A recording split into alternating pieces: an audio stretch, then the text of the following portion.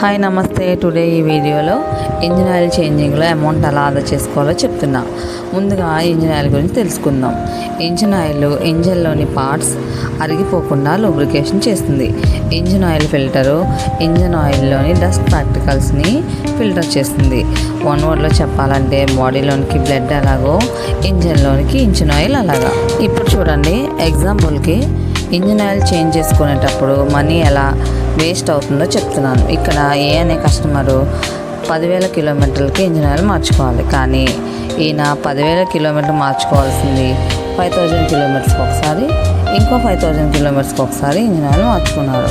ఎందుకంటే ఈయనకి కిలోమీటర్స్ ఎంత తిరగాలో అవగాహన లేక ఆయన కార్ పాడైపోతుందేమో అనే ఉద్దేశంతో ఎప్పుడు ఇంజిన్ ఆయిల్ మార్చుకున్నారో డేట్ మర్చిపోయి ఆ కిలోమీటర్స్ రీడింగ్ ఎవరు గుర్తు చేసేవాళ్ళు లేక 5,000 కిలోమీటర్స్కి ఒకసారి 5,000 కిలోమీటర్స్కి ఒకసారి మార్చేసుకున్నారు. దానివల్ల ఆయనకి 5,000 కిలోమీటర్స్కి 4,000, మళ్ళీ ఇంకో 5,000 కిలోమీటర్స్కి 4,000 రూపాయలు ఖర్చు అయింది. మొత్తానికి 10,000 కిలోమీటర్లు తిరగడానికి ఆయనకి ఇంజిన్ ఆయిల్కి అయిన ఖర్చు 8,000 రూపాయలు. నిజానికి ఆయన ఎంత లాస్ అయిపోయారంటే 4,000 లాస్ అయ్యారు. అది ఎలా లాస్ అయిపోయారో మీకు ఎక్స్ప్లెయిన్ చేస్తాను.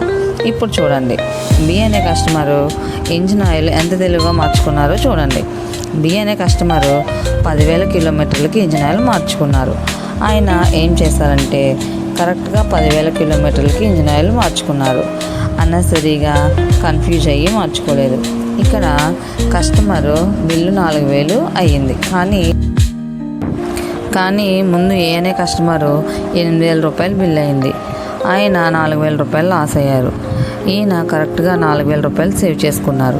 బి అనే కస్టమరు అమౌంట్ తక్కువగా ఎలా చేయించుకోగలిగారంటే, ఎగ్జాంపుల్కి మా దగ్గర ఈ సాఫ్ట్వేర్ ఉంది. మేము సాఫ్ట్వేర్ యూజ్ చేస్తాం. ప్రతి కస్టమర్ డీటెయిల్స్ జాబ్ కార్డ్ ద్వారా ఎంటర్ చేస్తాం. ఆయన ఎంత పే చేశారో అన్నీ బిల్ అవుతాయి. అవి ఎప్పటికీ ఎరేజ్ అవ్వవు. అది ఆన్లైన్ హిస్టరీలో సేవ్ అయి ఉంటుంది. అలాగే మెసేజ్ కూడా సాఫ్ట్వేర్ ద్వారా ఆటోమేటిక్గా క్యాలిక్యులేషన్ ద్వారా 10,000 కిలోమీటర్స్కి డ్యూ డేట్కి మెసేజ్ ద్వారా కస్టమర్కి వెళ్తుంది. కస్టమర్కి కాల్స్ వెళ్తాయి. సో ఈ కస్టమర్ 10,000 కిలోమీటర్స్కి 4,000 రూపాయలు ఎలా మిగిల్చుకున్నారో అంటే, ఈయన ముందుసారి మార్చుకున్న ఓడోమీటర్ రీడింగు 1,80,028 కిలోమీటర్స్కి ఇంజిన్ ఆయిల్ మార్చుకున్నారు. ఈయన డ్యూ డేట్ ఎప్పుడు వచ్చింది? 1,90,028 కిలోమీటర్స్కి ఇంజిన్ ఆయిల్ మార్చుకోవాలి.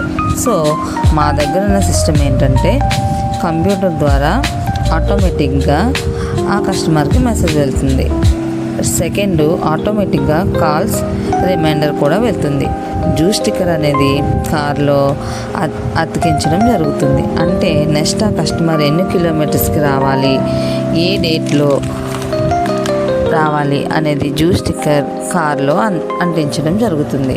సో ఈయనకి 3 సోర్సెస్ ద్వారా ఇంజిన్ ఆయిల్ ఎప్పుడు మార్చుకోవాలో తెలిసింది. ఫస్ట్ వన్, మెసేజ్ ఆటోమేటిక్గా వెళ్ళింది. సెకండ్ వన్, కాల్స్ ద్వారా చెప్పడం జరిగింది. థర్డ్ వన్, డ్యూ స్టిక్కర్ ద్వారా తెలుసుకోవచ్చు. అలాగే మేము కాల్ చేసినప్పుడు కస్టమర్ ఆయన 8,000 కిలోమీటర్లు తిరిగానమ్మా, ఇంకొక 2,000 కిలోమీటర్లు తిరగాలని చెప్తారు. అప్పుడు ఆ కస్టమర్ ఇంకో 2,000 కిలోమీటర్లు తిరిగేసరికి ఇంకో 3 నెలలు టైం పడుతుంది. డబ్బులు ఆదా అవుతాయి.